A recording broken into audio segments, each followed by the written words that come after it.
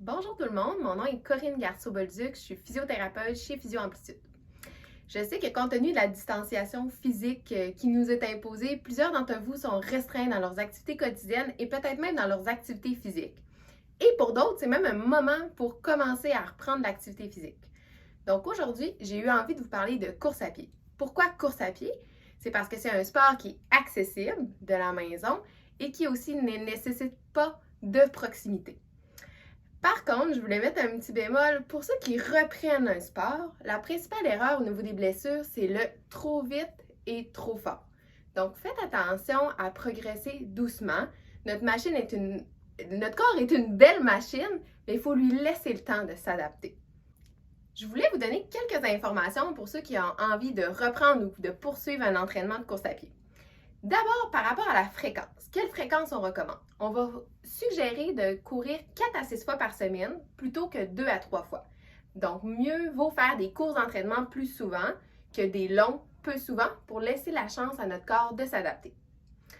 Deuxième information pertinente à savoir, c'est que vous pouvez commencer par des alternances course et marche.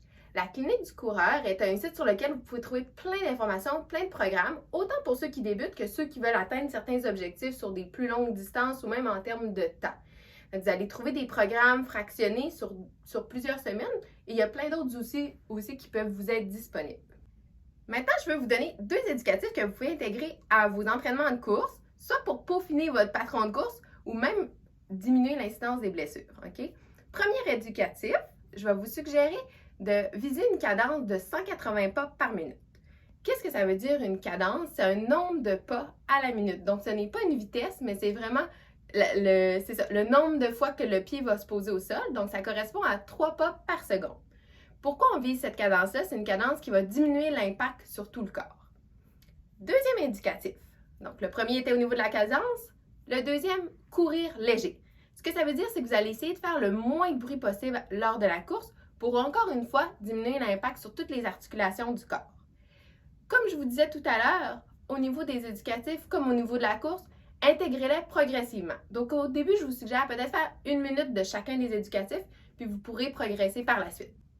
Pour les gens qui étaient inscrits au marathon, on est tellement désolé de la situation, mais de notre côté, l'équipe d'Amplitude était inscrite au marathon à relais en équipe et on veut vous dire que de notre côté, on va continuer à s'entraîner individuellement et à se motiver virtuellement. Fait qu'on vous incite à faire la même chose de votre côté. Alors sur ce, je vous souhaite une belle journée, je vous souhaite un bon entraînement de course avec plaisir, à votre rythme et pour ne pas vous blesser.